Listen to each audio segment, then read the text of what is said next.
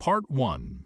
The Silent Dawn, the fourth planet of the Rackle system, known to its natives as Iruden, was home to a flourishing civilization of scaled bipeds called the Trisapian Collective.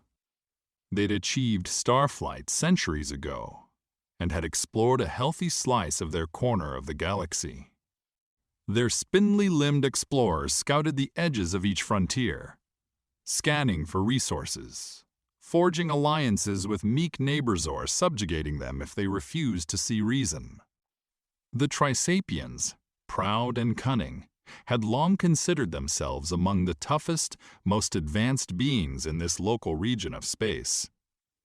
But everything changed the day they encountered humans. It started innocently. A deep space probe, launched by the Trisapian Collective, detected a series of electromagnetic signals near the abandoned star lanes of the Rigorm Nebula. At first, these signals appeared to be little more than drifting echoes. Yet the pattern soon grew coherent, hinting at advanced technology. Two scouting vessel Tydar's Spear and Voice of Harmony were dispatched to investigate. Their mission: determine if these signals posed a threat or signaled potential trade partners. Standard protocol. As the Trisapians approached the area, they discovered a lone station orbiting a dead moon. It was battered, scarred with laser burns, and apparently deserted. The Collective's high command assumed it was some relic from an ancient war or a failed mining operation.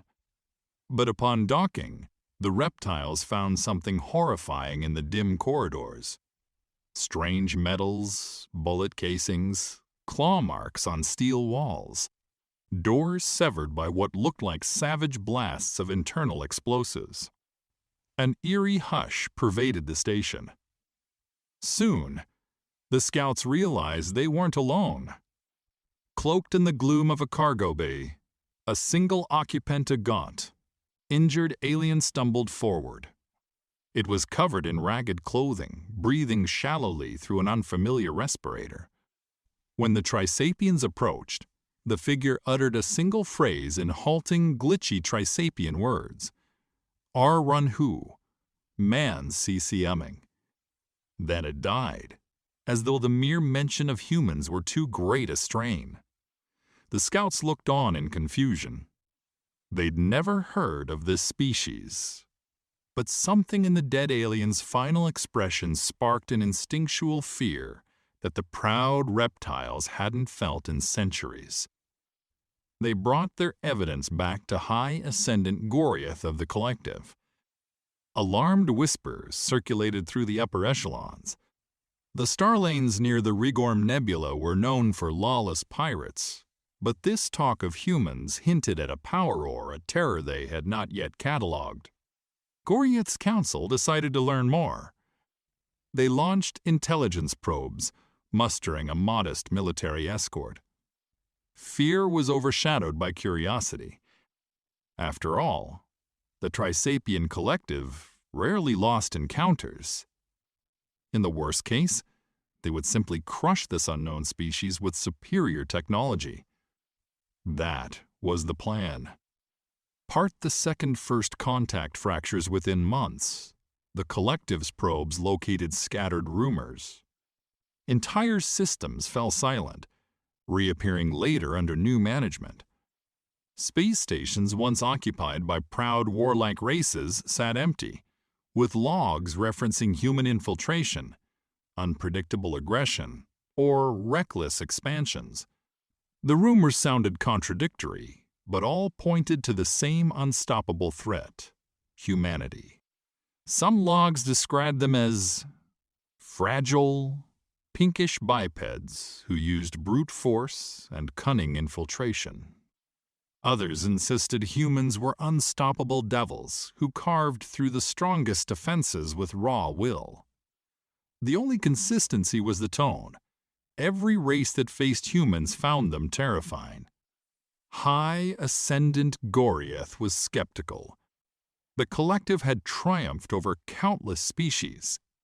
How could these flesh-based bipeds threaten them?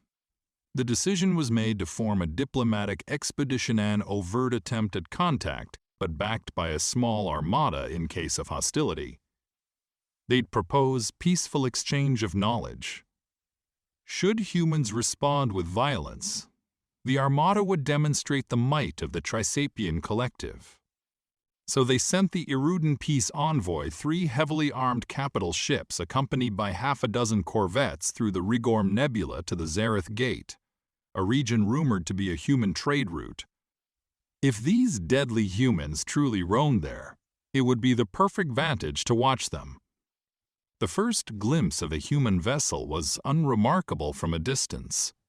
Squat, blocky, lacking the sleek lines typical of advanced starfarers. The Trisapians were certain their own cruisers, with shimmering silver hulls and shield geometries, represented the apex of design. They found the human craft almost laughable until it abruptly accelerated, defying conventional mass thrust equations. Captain Azora of the diplomatic flagship Radiance of Dawn attempted a standard hail in multiple languages.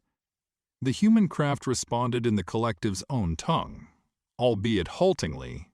"This is Captain Sienna Duval of the TSS Vanguard. State your business, unknown vessels." An immediate tension crackled across the calm channels. Typically, new species responded with curiosity or fear. The humans merely demanded clarity. This was no meek race. Captain Azora took the lead in the ambassador's stead, explaining the Trisapian desire for peaceful contact. Duval's tone was icy. "Your approach is heavily armed for a so-called diplomatic mission." The Trisapians bristled, not used to being called out. But they smoothed over the exchange, extending an invitation. "Let us meet in neutrality. Let's share knowledge." In typical HFY fashion, Captain Duval refused an immediate meeting, instead requiring the envoy to dock with a recognized neutral outpost deeper in the gate region. She gave coordinates, warning the Trisapians that any sign of aggression would be reciprocated with lethal force. It was the first time in centuries that the collective ships had been spoken to so bluntly. Many Trisapian officers grumbled about the humans' arrogance. High Ascendant Goriev, informed via subspace relay, insisted they proceed. If humans wanted to posture, let them. The collective had bigger guns, better coordination, and apparently more advanced technology, or so they believed. Part the third. The outpost at Reyna's Crossing. The outpost at Reyna's Crossing was more of a massive trade station built around an asteroid. Docks ringed the perimeter, while the interior served as a bazaar for multiple species.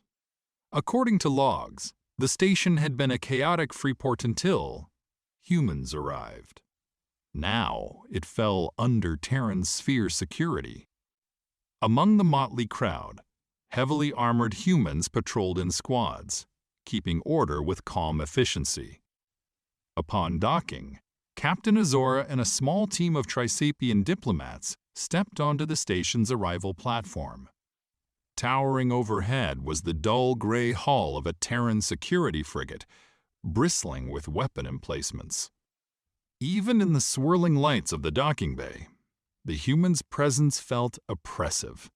A group of them approached tall, upright, wearing body armor that accentuated their broad chests and muscled limbs. Their eyes gleamed with a predator's focus. They dwarfed many of the slender Trisapians, who found themselves involuntarily stepping back. One human, her helmet off, revealed a mane of short hair and a lined face that suggested countless battles. The patch on her armor read, "Lieutenant Ramirez." She glanced at the group of reptiles with the mild curiosity one might show an unusual insect. Izora introduced the Trisapians and explained they came in peace. Lieutenant Ramirez responded in a clipped accent. Captain Duval is waiting. Follow me. Don't stray from the path." So began their walk through corridors thronged by different species. The roiling crowds gave the humans a wide berth. Izora noticed how fear or respect parted the masses. The occasional glimpse of advanced weaponry on the Terran guards was shocking guns heavy enough to tear through starship hull plating, brandished like casual sidearms. A creeping realization began to crystallize among the Trisapians. The humans' technology might not be as primitive as it looked. Captain Duval awaited them in a Spartan meeting chamber overlooking the asteroid's surface. She wore a crisp uniform, a sidearm at her hip.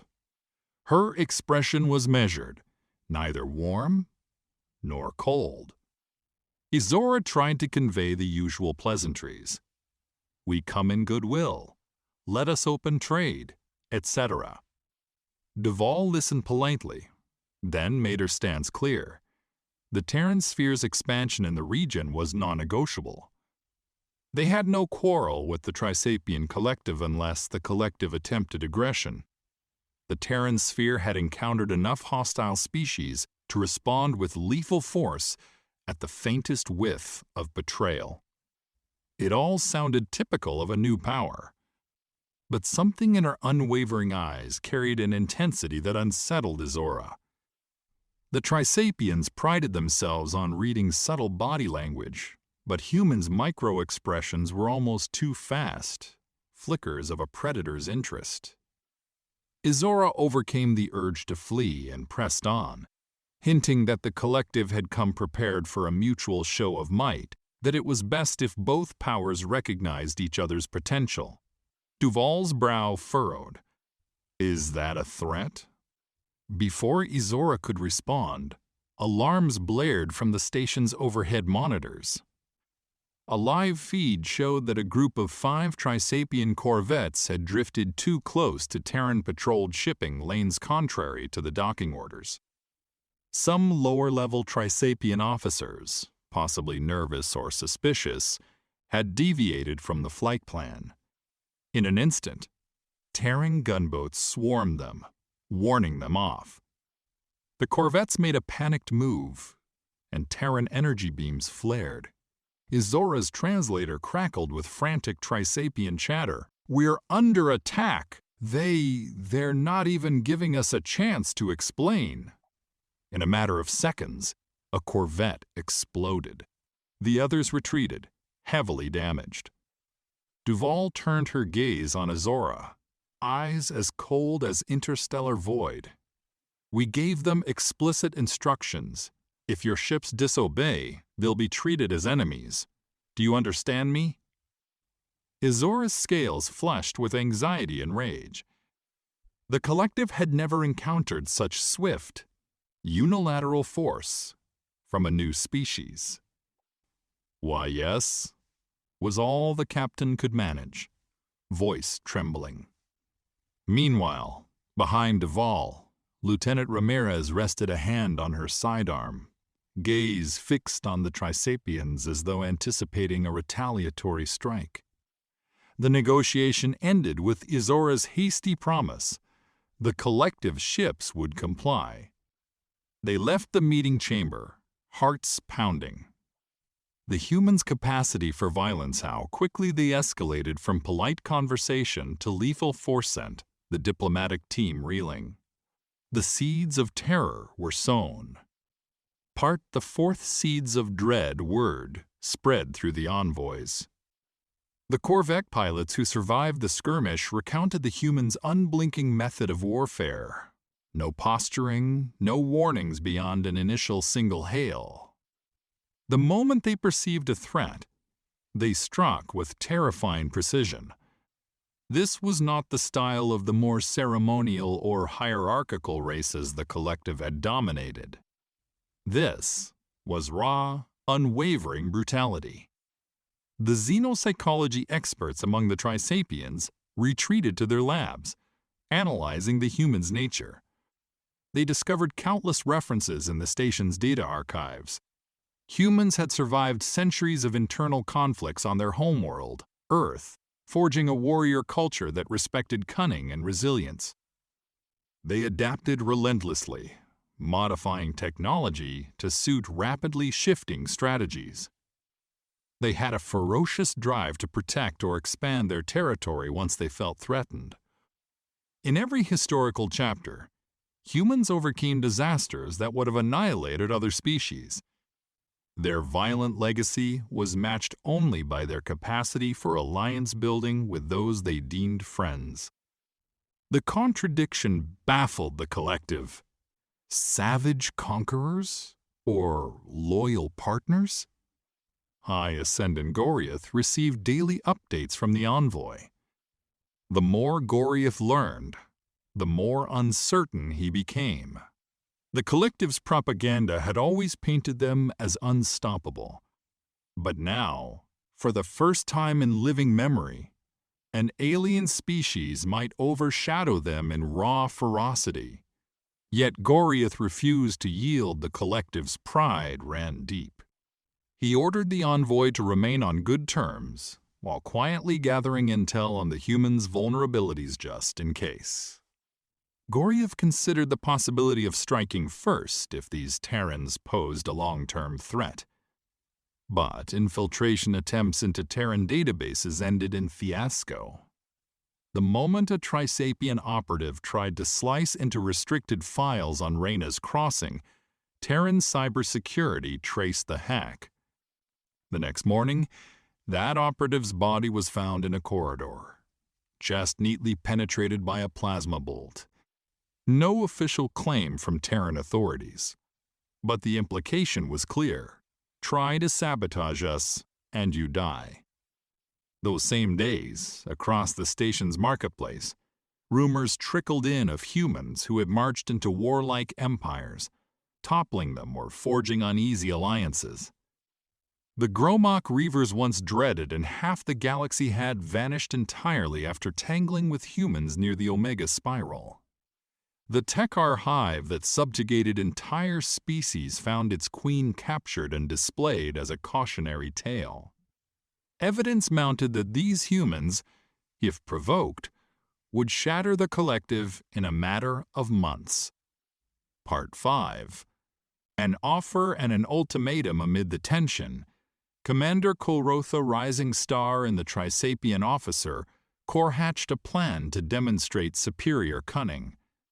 Kolrith reasoned that the humans, though lethal, might be outsmarted. He petitioned High Ascendant Goriath for permission to deploy a covert strike, sabotage a Terran supply convoy, see if they bled. The logic was typical among Trisapian strategists. Test your foe's weakness with a small, deniable blow. Goriath consented, albeit secretly. If the sabotage succeeded, the collective could bargain from a position of strength. If not, they'd deny involvement. Kolrith orchestrated an ambush in a remote asteroid field. A small Terran transport escorted by 2 corvettes was quietly traveling from Reyna's crossing to another colony. Kolrith's advanced stealth frigate, Blade of Erudin, along with a wing of attack drones, waited. When the Terran transport arrived, the Trisapians launched jamming signals, disabled the lead corvette's shields, and hammered them with railgun slugs. For a moment, it looked like a victory. The corvette buckled under a volley of tungsten rounds. The transport's hull was punctured. Explosions flared. But within seconds, the second corvette pivoted with unnatural agility, unleashing a barrage of missiles. The transport's cargo containers jettisoned, revealing hidden weapon platforms. A savage crossfire erupted. The Bleed of Iridan reeled as advanced Terran warheads targeted the stealth systems. Kolrith realized, too late, that the Terrans had faked a routine supply run, traveling with heavy armaments. The harmless transport metamorphosed into a bristling fortress once threatened. A frantic dogfight ensued. Terran missiles tracked the attack drones with lethal accuracy. The corvette's railguns pounded the frigate's shields. Culrith's crew fought valiantly, but the Terran hulls absorbed more punishment than any data predicted. It was as if the humans had turned their entire ship into a single massive armor plate. In desperation, Culrith tried to warp out. A final Terran volley disabled the frigate's warp drive. Fires raged and blazed of Erudan's corridors. The Trisapian sabotage mission had utterly failed. Commander Culrith, refusing to be captured, initiated a self-destruct. The resulting blast destroyed the frigate and its last few drones. The Terran corvette limped away but remained operational. Surviving logs showed the humans in a state of calm triumph, no sense of panic. When High Ascendant Goryath learned of the fiasco, he felt the icy chill of a race outmatched. The Terran official statement was short and ominous.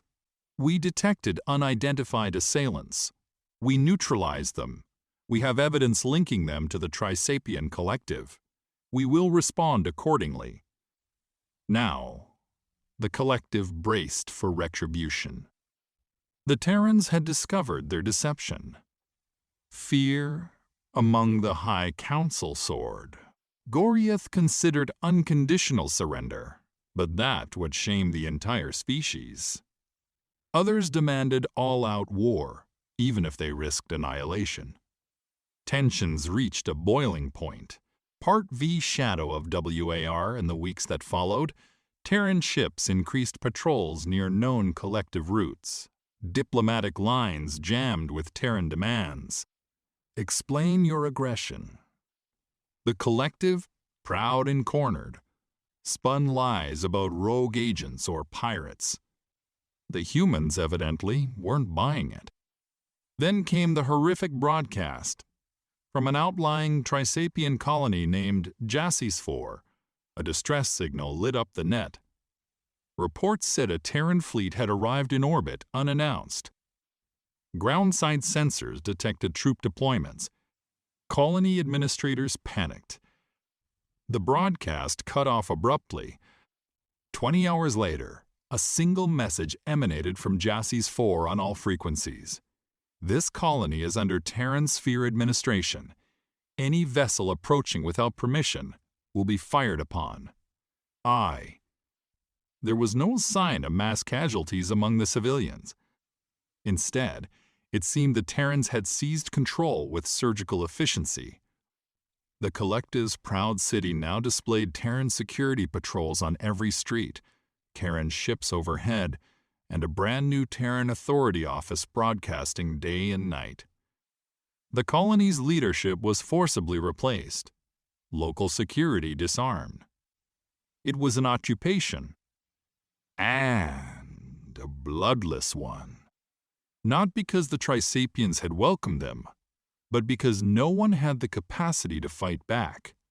The local militia and planetary garrison were found pinned down, forced to surrender with minimal casualties, thanks to the Terrans' uncanny infiltration and advanced assault gear. For the first time, the Collective faced an enemy who didn't merely match them in technology, or cunning they exceeded them, especially in raw nerve and lethal directness. By capturing Jassys 4 with minimal loss, the Terrans had proven an undeniable truth. They were controlling the battlefield at will. The rumor among shell-shocked Trisapian analysts: humans are unstoppable because they refuse to accept the concept of defeat. Even more unsettling, the Terrans seemed to relish the challenge. In their transmissions, some had casually referenced old Earth wars, bragging how they overcame far worse. They showed no intention of stopping at Jassys 4. Within the higher circles, the Collective scrambled. If the Terrans advanced on the core worlds, or on the capital planet Erudan itself, the entire civilization might crumble. They had to mount a defense, or else bow to Terran demands for accountability over the sabotage. But any sign of war might provoke an even fiercer response from the humans.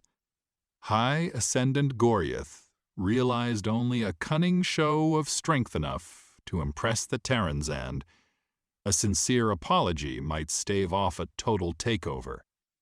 Yet, the Collective's military had never negotiated from a position of fear. Goriath, aging and uncertain, found himself quartered by hawkish generals on one side and trembling diplomats on the other. As the debate raged, the Terran sphere delivered an ultimatum. We hold Jassie's 4 as collateral for your wrongdoing. If you wish to avoid further expansions from us into your territory, you will come to a final negotiation on neutral ground. Failing that, we will assume you are forging further acts of aggression, and we will respond in kind. The clock ticked. The entire collective braced for the fateful meeting where the might of humanity would be unleashed, or a fragile peace hammered out. And across the Gnome Galaxy, other species watched with bated breath. If the once mighty Trisapian collective couldn't repel the Terrans, who could? Part the 7th stoking the embers of terror. This was no mere border skirmish. Now the deadly humans trope whispered across star charts, from the watery realm of the Salachi Federation to the fortress worlds of the Arxan Imperium. Tales circulated. If humans find reason, they can annihilate you in days. Diplomatic channels buzzed with warnings. Some species allied with the Terrans, swearing it was safer to befriend than fall. Others watched from the shadows, hoping the collective might somehow humble these brazen newcomers.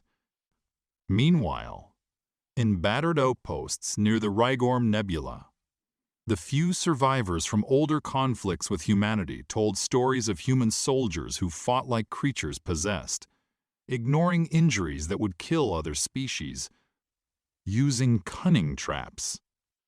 Others recounted human warships forging improbable warp maneuvers that destroyed entire battle groups. The magnitude of such feats pressed upon the collective's morale. They began to question, are these humans even mortal? At the same time, the Terran perspective remained somewhat opaque. Perhaps the humans felt threatened by the sabotage attempt. Perhaps they believed the collective was a stepping stone to something bigger. Or maybe they simply refused to let any transgression go unpunished. Their unpredictability fueled the sense of dread. Amid the chaos, High Ascendant Goriath took one last gamble to gather more information. He dispatched a covert infiltration squad to Jassie's 4, hoping to glean Terran weaknesses from the occupied colony. But only days later, that infiltration squad's final broadcast was a horrifying scream. They saw through our disguises. They're unstoppable. The silence followed. Another failure. Another sign that the human security measures were nigh unbreakable. Soon, the scheduled negotiation loomed. The Terrans proposed a location within neutral space, the Trellon Bastion, an abandoned fortress station drifting near a dying star. They gave exact times, specifying that each side could bring a single capital ship, no more. If the collective refused, Terran fleets would push further in, system by system, until the reptiles had nowhere to hide. Fear became the collective's daily companion, and with it, a flicker of grim excitement because sometimes in HFY legends, humans thrive on meeting unstoppable odds. But now, the roles were reversed. The lizard-like Trisapians faced the unstoppable humans. And they had to ask themselves a final question. Could cunning, technology, or even desperate cunning stand against a species that had no concept of backing down? Part 1. The Ghosts of Trellon Bastion was once a fortress station bristling with weaponry, perched in the lethal halo of a dying red star. Ages ago, it belonged to a civilization now long gone. The star's radiation had scorched the station's outer plating, turning it a dull, pitted bronze. Most of its passages lay in darkness, lit only by the star's dim glow and a smattering of emergency lights. No one lived here. No one would, except under extraordinary circumstances. Extraordinary was precisely what defined the upcoming negotiation. A single Trisapian capital ship, the Glory of Irudan, had arrived first, taking up a mooring clamp on one of the bastion's docking rings. This was the collective's official vessel for the parley, a sign of respect and power, painted with the regal insignia of the High Ascendant. It boasted advanced shield arrays and a newly retrofitted railgun battery. Even so, a quiet anxiety gnawed at everyone on board. The corridors were too silent, the radiation from the dying star too oppressive. High Ascendant Goriath himself was aboard, escorted by a cadre of counselors and a handful of ceremonial guards. Over the comms, the crew anxiously awaited the humans' arrival. Word was, the Terrans would come in a single dreadnought of battleship rumored to be unstoppable. The standoff at Jassie's Fore weighed heavily on Goriath's mind. The occupation had sparked a wave of unrest among the Trisapian populace, with many crying out for vengeance. But the pragmatic side of the Ascendant knew better. If they defied the Terrans openly again, they risked total annihilation. For 2 hours, tension built. Then, the station's sensors flared. A ripple in local space heralded an incoming warp signature.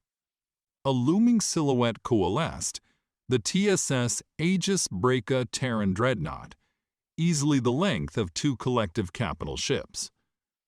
Its hull bristled with turrets, missile pods, and ominous compartments that might house still more horrors. Officer Riel, the Trisapian responsible for sensor readings, stammered, "High Ascendant, it's docking at Ring 3. They dwarfed our scanning threshold. The energy output of that thing is off the charts." Goriath steadied himself. "This is a negotiation.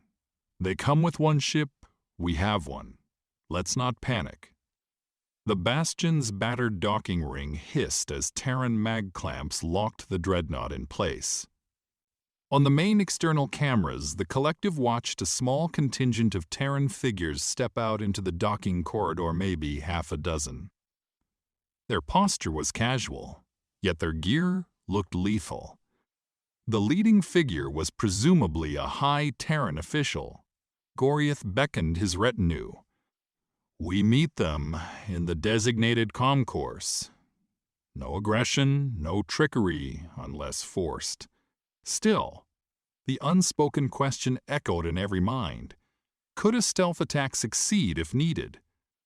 Many among the collective's leadership had grown paranoid, wanting a contingency plan. The warships that lurked behind the Glory of Irudan's sensor horizon had their weapons online, but all it would take was one Terran distress call to summon an entire fleet, assuming the dreadnought itself didn't wipe them out first. As the Trisapians marched through Traylon Bastion's corroded corridors, the oppressive red glow of the star flickered through the station's battered skylights. Drifting dust motes caught the rust-hued light, giving an illusion of swirling embers. The hush was broken only by the hiss of life support pumps, reactivated for this meeting. They reached a wide antechamber where the station's previous masters once convened. Great pillars lined the sides, etched with runes no one could read. The Terran party had already arrived, scanning the environment with handheld devices. At their head stood Admiral Sergei Voss, a tall, broad-shouldered figure whose uniform bore the Terran Sphere's crest. A sidearm rode on his hip. His gaze was alert, but not hostile much, like a predator observing unknown prey. High Ascendant Goriath advanced with dignity, reptilian eyes locked on the Admiral. He fought the urge to recoil at the raw confidence exuding from these humans. From the corner of Goriath's eye, he noticed his guards shift uneasily. The Terran group seemed even calmer than at Reyna's crossing, as though they were sure this station was already under their control. Goriath tried for diplomatic courtesy, using the best translation matrix they had.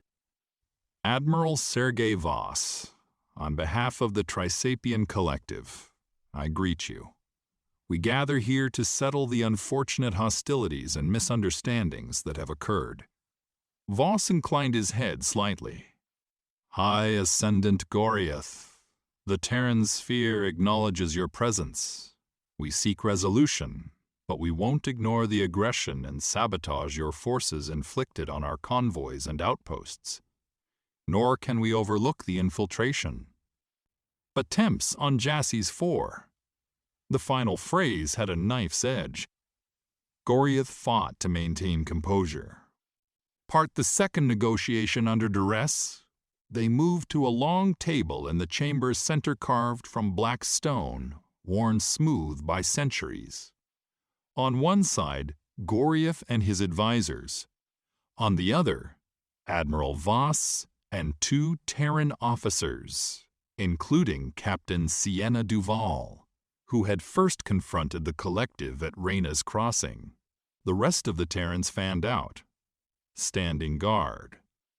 Goriath's honor guard mirrored them, clutching ceremonial shock staves. The tension was almost suffocating. Voss began.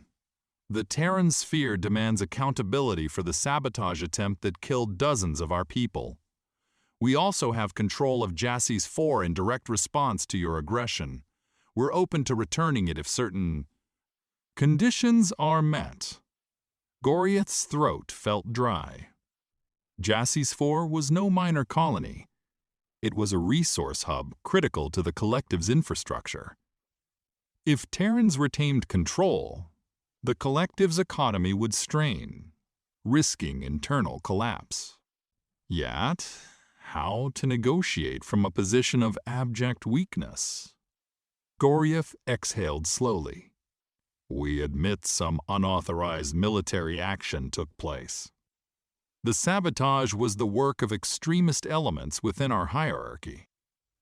We regret any casualties. The collective would prefer a peaceful coexistence, exchange of knowledge, mutual respect. Return Jassie's 4 to our administration, and we will. He paused, watching Admiral Voss's reaction. The Admiral's face remained impassive, arms folded across his chest.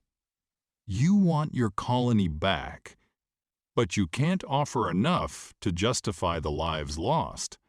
Terran citizens died unprovoked. The sphere is well within its rights to Tal'is. Annex Jassie's 4 entirely and push further into your space for retribution. Unless you propose an alternative that satisfies us. A hush spread. The mention of annexation felt like a death knell. Goriath's primary advisor, Itali, hissed in alarm. The entire retinue sensed that the Terrans, if they truly intended, could roll over the collective's worlds one by one. Goriath tried to muster defiance. What do you want, Admiral? Tribute? A treaty that requires us to open our shipping routes? We have advanced railgun technology, precious minerals. We can share these if it ensures lasting peace. A shadow of a smirk ghosted across Captain Duval's lips. It looked almost predatory. Voss turned to her, then back to Goriath. We require 2 things. 1, full disclosure of the collective's military installations, so we can verify no further sabotage or hidden war preparations exist. 2, An unbreakable accord that states the collective will not expand into Terran spheres of influence without explicit permission. If you defy us again, you lose more than a colony. We will ensure your entire star empire is restructured. That final word carried a glacial menace. Goriath's advisors bristled. One nearly cried out, "This is tyranny!" Goriath shot them a quelling glare. Goriath responded carefully, "We're prepared to share some data about our fleets, but total disclosure? That's radical. We'd be defenseless." Voss gave a small shrug. "Look around, Ascendant. You already are." That single sentence hammered home the difference in power. Goriath's heart sank. He had no illusions left. The Terrans wanted them to kneel. Part the third, the echoes of resistance. A beep on Voss's wrist console interrupted the tension. He glanced down, frowned, then addressed the group. "It appears we have an unexpected development. A large Trisapian fleet has just emerged from warp at the station's perimeter. Over a dozen warships, including carriers. They're hailing, accusing us of taking you hostage. Care to explain, Ascendant?" A murmur of shock rippled through the collective side. Goriath had commanded only one ship to attend. The entire point was one capital ship from each side. Someone had gone rogue. Possibly the hawkish generals, or Commander Colrith's successors, determined to seize or destroy Trelon Bastion and the Terran Dreadnought in a final gamble for power. Goriath turned to Itali. "Who gave these orders?" Itali shook her head, eyes wide. "We don't know. Maybe General Salak. He's always advocated war over subservience." In seconds, the station sensors confirmed. Multiple collective capital ships and carriers were moving into a blockade formation around Trelon Bastion. They were demanding Terran surrender and the release of Goriath. Captain Duvall hissed softly, checking her own datapad. "They're powering weapons. Admiral, should we recall the Marines?" Voss scanned Goriath with a cool gaze. "It seems your subordinates wish to force the issue. We can handle them, but if you're truly not complicit, you might want to call them off before they do something irreversible." High Ascendant Goriath stepped aside to a comm station embedded in the ancient table. Furious transmissions poured through as the fleet's commander, Salak, demanded Terrans withdraw from Jassys 4 and Trelon Bastion, or face utter destruction. Goriath shouted into the comm, "Sarah, stand down! This is an official negotiation. You will ruin everything with rash violence." "We cannot possibly," but Salak's voice boomed, fanatic with zeal. "We no longer trust your leadership. Ascendant, you let them occupy our colony. You let them kill our people. Enough. We bring the unstoppable might of Iridon's war fleets to crush these pink devils once and for all. If you're wise, you'll step aside." And channel cut. Goriath reeled, heart pounding. The tension in the negotiation chamber was a physical weight. Voss raised an eyebrow. "So this is how the collective wants to play it? Fine. The Terran sphere has faced worse odds." Goriath realized with dawning horror that the Terrans were unafraid. Even outnumbered, they believed in their capacity to triumph. Possibly they had reinforcements ready to jump in. Possibly they counted on raw human ferocity. Goriath whipped back to the Terran side. "We do not sanction these arrivals. I can attempt to recall them. Admiral Voss, please, do not escalate until we try to defuse this." Voss nodded, but cold amusement flickered in his eyes. Perhaps he welcomed the chance to show Terran might again. Part the fourth, a storm brewing outside the station. The stars' dying light glinted off a scene of impending war. The TSS Aegis Breaker braced for conflict, energy shields powering up with a faint shimmer. Meanwhile, the cluster of collective warships formed a blockade, bristling with railguns, missile tubes, and newly adapted plasma arrays. On the Bastion's battered external cameras, one could see the swirl of star flares in the background, an ominous cosmic stage for the showdown. High Ascendant Goriath tried desperately to contact Salak again, to no avail. Others in his retinue frantically sent coded messages. "Do not attack! The Terrans have a dreadnought!" But Salak's fervor was unstoppable. Within minutes, the blockade advanced. The leading vessel, Spear of Irudin, locked onto Trelong Bastion's outer hull. A voice boomed on open frequencies. Trisapian warships, target the Terran dreadnought, take it out in one coordinated strike, let them taste real power. Sensors flared. The blockade unleashed a barrage of railgun slugs, shimmering plasma bolts, and guided torpedoes, all aimed at the dreadnought's coordinates. Inside Trelon Bastion's negotiation chamber, Terran Marines tensed. Admiral Voss calmly tapped commands on his wrist console. The Aegis Breaker ignited with brilliant flares of point defense lasers, intercepting a wave of the incoming ordnance.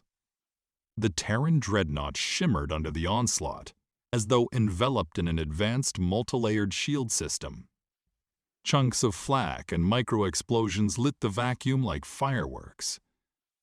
Still, some heavy rail slugs slammed into the dreadnought's armor, rocking it. Through the Bastion's feed, Goriath's watchers saw the Aegis Breaker reel, but it didn't break. The collective's next volley hammered in, but the Terran hull withstood more punishment than any warship in the region had a right to. Red warning lights flickered across the dreadnought's bow, but no catastrophic breach. Then the dreadnought retaliated. With a flash, it unleashed columns of concentrated kinetic rounds, each traveling at a small fraction of light speed. The blockade's lead cruiser had no time to dodge. It disintegrated in a cloud of molten shards. Next, the dreadnought launched a salvo of missile pods that split mid-flight into multiple warheads, each guided with uncanny precision. Collective ships tried to scramble, but two more were severely hit. Inside the negotiation chamber, the air crackled with panic. Goriath recognized what was happening: a one-sided slaughter. The Terran's weaponry was advanced in ways the collective hadn't fully accounted for. His retinue looked to him with dread. Meanwhile, Admiral Voss's expression remained calm, as though directing a carefully choreographed routine. Captain Duval barked orders into her communicator. Target, second wave. No quarter to those who fired first. High Ascendant Goriath nearly fell to his knees. "Stop this. Admiral Voss, these are misguided forces. I beg you grant them a chance to surrender." Voss paused, glancing at Goriath. A flicker of disdain crossed his face, but also the faintest spark of pity. "Tell them to cease fire immediately and withdraw. If they continue, we will complete the engagement." Goriath jumped to the comm station. "All collective forces, stand down. Salak, retreat. You cannot win this fight." His voice cracked with desperation. Whether Salak heard or not was unclear. Another volley erupted from the blockade, more disorganized this time. The Aegis Breaker's shields flared. In quick succession, the dreadnought hammered two more collective vessels, rending them with unstoppable kinetic blasts. The station feed showed a swirl of debris. In mere minutes, the blockade had lost 4 ships. The rest began to back off, battered, but some still returning sporadic fire. Voss turned to Goriath. "I'll call off our next strike if they show any sign of surrender." Kaboom! A massive explosion rocked Trelon Bastion itself. A stray rail slug from a panicked collective warship had slammed into the station's unshielded superstructure. Alarm klaxons wailed as decompression alarms triggered in half a dozen decks. The ancient facility groaned. Overhead lights flickered ominously. Goriath's and Voss's teams both jerked with alarm. The Star Fortress was beginning to tear itself apart. Part 5 escape from the bastion chunks of ceiling fell in the negotiation chamber, sending both delegations scrambling. Terran Marines rushed to shield Admiral Voss with their armored bodies. Goriath's guards flailed, uncertain. A stress fracture cracked the floor, venting atmosphere. Voss barked an order. "Duval, get our shuttle ready. We're evacuating.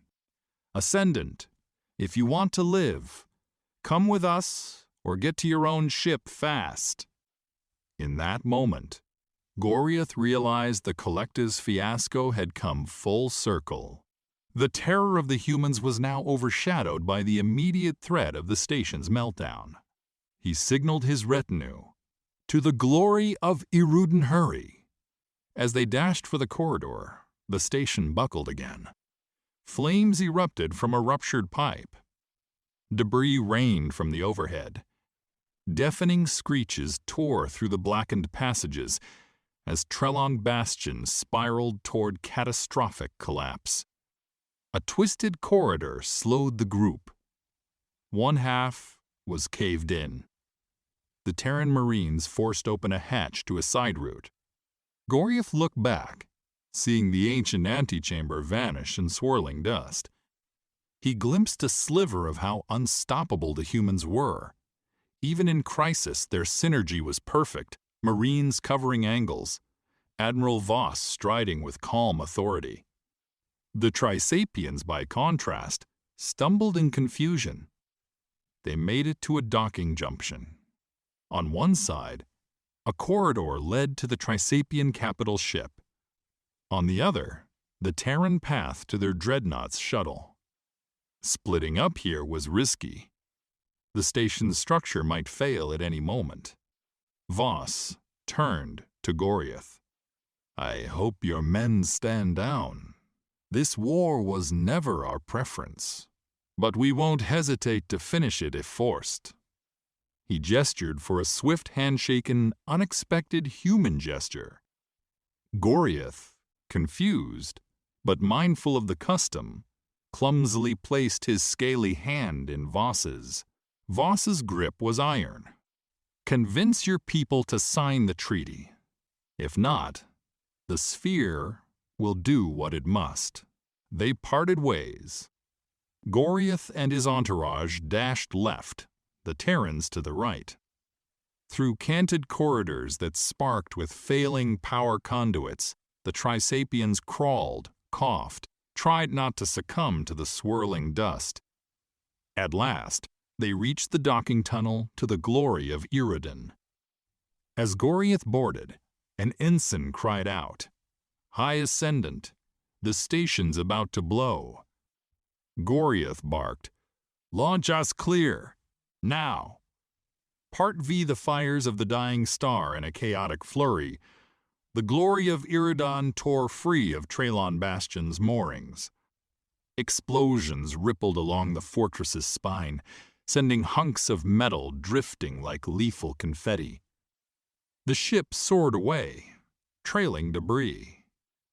On the view screen, Goriath's heart clenched as he saw the remains of the blockade. A handful of battered Trisapian vessels, trying to regroup, faced the looming dreadnought.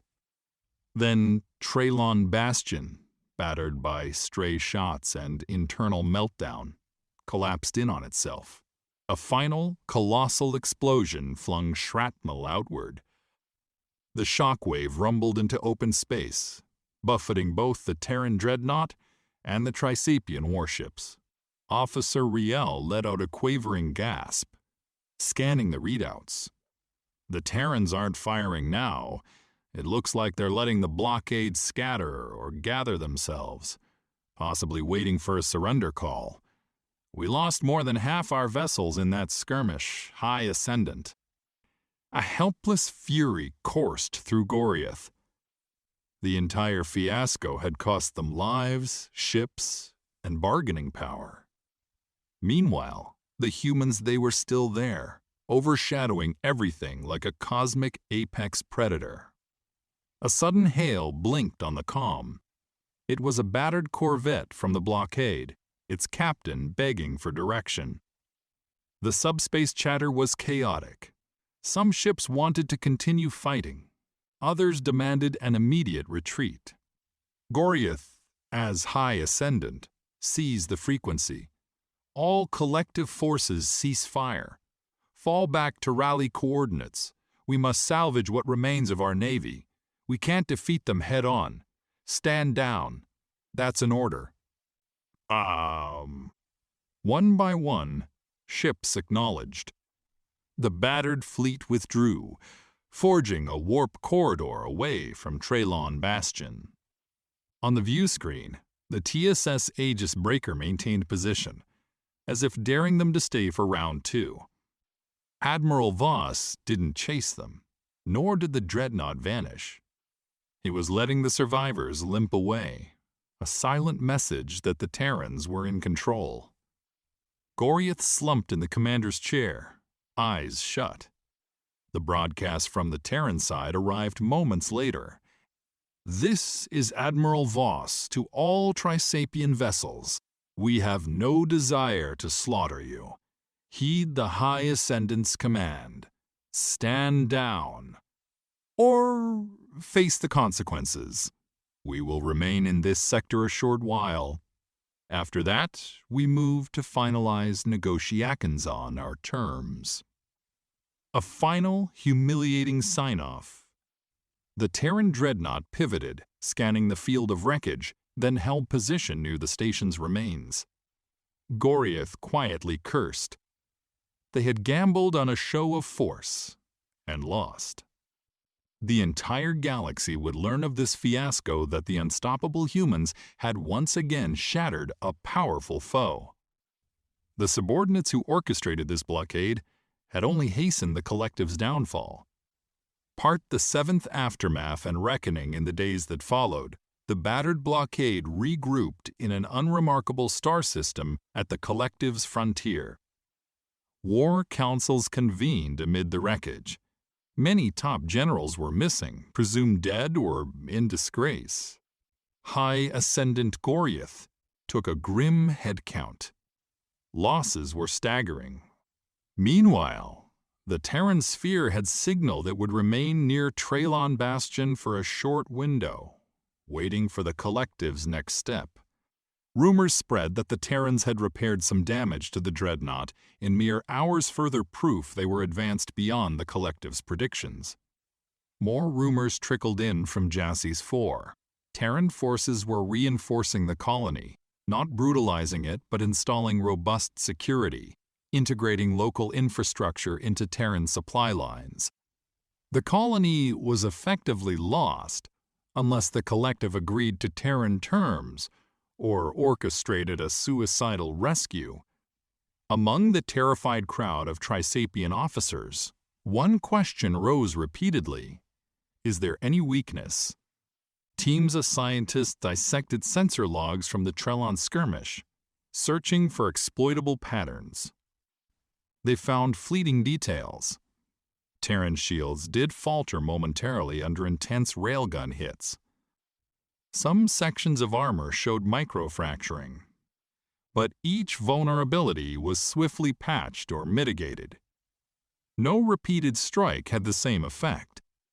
It reinforced a terrifying conclusion. Humans adapted in real time, at a pace few could match. In a secret council on the flagship glory of Iridan, Goriath convened his most trusted advisors. Enough was enough. The collective faced ruin.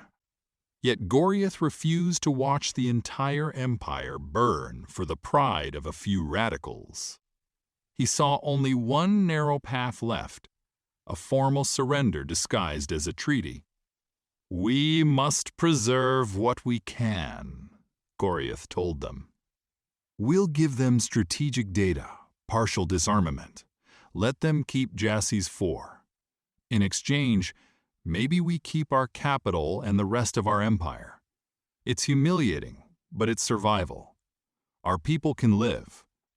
With shame better than extinction." Many bristled at the notion. Others recognized it as the only rational course. Eventually, the majority agreed. War with the Terrans was suicidal. They'd glimpsed the humans' unstoppable ferocity. They had no illusions left. They arranged to communicate with Admiral Voss again. The War Council's official stance: the collective would sign the Terran demands, ceding Jassie's 4 for an unspecified probationary period, unveiling the majority of the collective's military positions, and abiding by Sama, Terran restrictions on expansion. Half the council predicted the Terrans might still backstab them.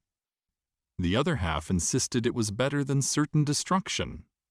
Regardless, the die was cast. A final subspace message was sent. To Admiral Voss, from High Ascendant Goriath: "We accept your demands in principle and request a new meeting to formalize terms. Let no more blood be spilled. Name the location this time. We'll come in earnest peace." Part the 8th. The Terran proposal. The response arrived swiftly. Ascendant Goriath, we acknowledge your acceptance. Return to Reyna's Crossing with no more than 1 cruiser. We'll finalize everything there.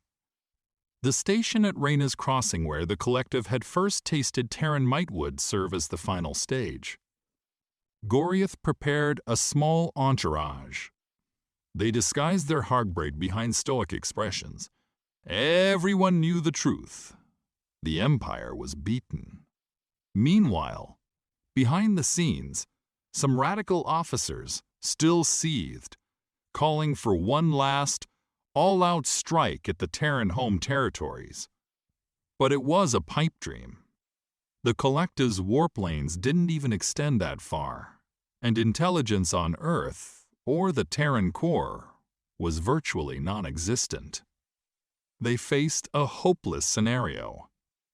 So, the battered Trisapian cruiser Brightscales set off for Reyna's Crossing, with Goriath aboard, overshadowed by sorrow.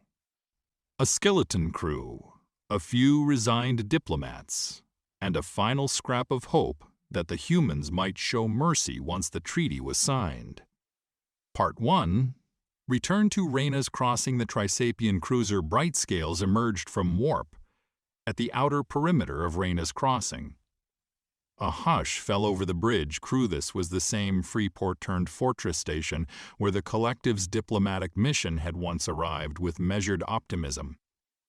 Now, they returned bearing the weight of near defeat. High Ascendant Goriath stood at the main viewport, tail drooping with fatigue. Outside, the station glimmered with Terran patrols, 2 frigates, several smaller corvettes, and an ominous battleship nestled in a higher orbit. The station itself had grown more heavily fortified since their last visit. Under the Terran Sphere's watch, new defense turrets lined the docking bays. A towering communications mast pulsed with signals that jammed unauthorized transmissions. Officer Riel reported from the sensor station, voice subdued. High Ascendant, Terran Control is requesting our approach vector strict docking protocols. They are not leaving room for any maneuvering. Goriath nodded tiredly. Comply. No reason to provoke them. We come to finalize the treaty and end this madness. Within minutes, the bright scales latched on to the designated docking platform. A half-dozen Terran Marines awaited them in the pressurized corridor. These humans wore full combat armor, yet their stances weren't overtly threatening, just confident. The leader, a broad-shouldered lieutenant, met Goriath's gaze with an inscrutable expression. "Welcome back to Raina's Crossing, High Ascendant. Admiral Voss is expecting you in the upper concourse. Surrender all weapons at the next checkpoint. This is non-negotiable." Goriath forced a stiff bow of his reptilian neck. "We've come unarmed, aside from ceremonial staves. We only wish to talk." Even so, Terran scanners beeped, and a scanning beam swept over Goriath's retinue. 2 minor guards were found carrying compact stun pistols in hidden compartments. The Terran Marines confiscated them without comment, leaving the guards red with shame. In subdued silence, the delegation entered the bustling corridors. Terran personnel strode about, some clearly stationed here for administrative duties, others in squads that patrolled with unwavering vigilance. The hum of commerce still existed in corners of the station, but overshadowed by the stern presence of humans ensuring order. A few alien merchants scuttled past, giving the Trisapians a wide berth. Rumors must have spread. The collective was the side that had lost. Part the second Admiral Voss's terms. They arrived at a secure conference chamber overlooking the station's internal docking bay. Through a reinforced window, Goriath glimpsed Terran craft ferrying goods. The starfield beyond was hidden by thick plating. Inside the chamber, Admiral Sergei Voss waited, flanked by 2 high-ranking Terran officers, Captain Sienna Duval and Lieutenant Ramirez. Both had become infamous in Trisapian circles for their roles in the prior conflicts. Unlike before, no introductions were necessary. Voss spoke first, arms clasped behind his back. "High Ascendant Goriath, I see your arrival was orderly. Good, let's proceed." He gestured to a large holoprojector in the center of a round table. Lines of text in both Terran Standard and translated Trisapian script scrolled by. The overhead lighting cast stark shadows on the participants. Goriath's advisors hovered anxiously at his sides.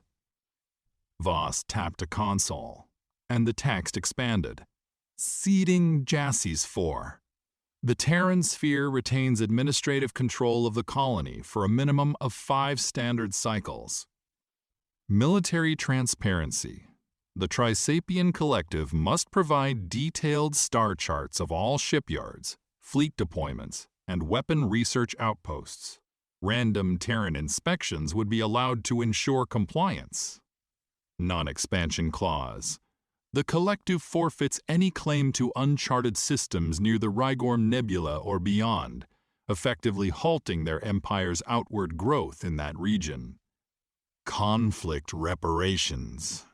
The Trisapians must contribute raw materials, specifically those found abundant in their region, to help rebuild Terran outposts. The scope of these reparations would be negotiated but was clearly substantial. Goriath winced inwardly at each bullet point. This was no balanced treaty but a partial subjugation. Yet, what choice remained? They had tested the humans' resolve and lost repeatedly. Voss maintained a flat, almost disinterested tone. These conditions remain flexible only if you voluntarily propose an alternative that meets our security needs. If we sense further deception, or any sabotage efforts continue, we'll finalize Jassys 4 as a permanent Terran protectorate. Possibly more of your worlds, too. Clear enough? Goriath swallowed. His advisors exchanged grim looks. This spelled humiliating constraints on the Empire's sovereignty, but it beat total occupation. We accept the majority of these terms in principle, but let us at least specify that Jassie's 4 reverts to collective control after the 5-cycle period, assuming we meet all requirements, yes? Voss rubbed his chin. If your compliance is verifiable, yes. We can incorporate that clause. Next, regarding the raw materials, there's a minimum monthly quota. We'll monitor shipments. Goriath exhaled, feeling relief that at least the door wasn't slammed shut. They might salvage some dignity if the Terrans truly honored their own words. Captain Duval cut in, eyes cold. And you'll address the infiltration squads, sabotage cells, and rogue generals in your ranks. If your empire can't keep them in check, we will, by force. No one in Goriath's retinue could argue.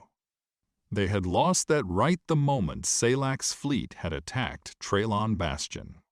Part the third, the sting of submission over the next few hours. The text of the treaty was hammered out. Goriath tried to minimize the scope of random inspections, but Voss refused to budge. Terran security demands came first. By the final draft, the collective was essentially shackled to Terran oversight. Goriath's advisors scowled in private, but one look at Duval's unflinching stare reminded them of the cost of resistance. The Aegis breaker alone had shattered half the blockade at Traylon Bastion. Another wave of Terran ships presumably lurked nearby. At last, they stood to sign the official data slate. Goriath's scaled fingers trembled as he pressed his insignia to the digital contract. Admiral Voss followed, adding his own authorized imprint.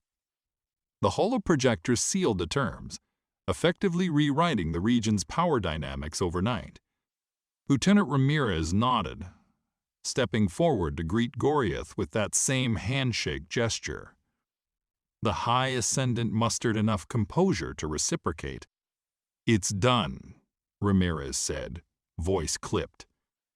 "You'll find Terran oversight is direct but fair, so long as you respect the conditions." Goriath forced a curt reply. "We want PC truly." No one missed the subdued hostility pulsing beneath the momentary civility. Parked the 4th whispers of rebellion with the treaty signed, Voss signaled the close of official proceedings. But the next day, as Goriath's retinue prepared to depart, rumors of an attempted coup spread through the Trisapian rumor mill. Factions within the collective's upper ranks raged at the humiliating capitulation. Some extremist admirals apparently planned to break the treaty immediately, rallying hidden fleets for a suicidal last stand. Others advocated infiltration. Pretend to comply while we rebuild in secret. One day, we'll surprise the humans. In the corridors of Reyna's Crossing, Goriath's advisors overheard fleeting remarks from passing alien traders. Terran intelligence networks had already intercepted talk of these extremist factions.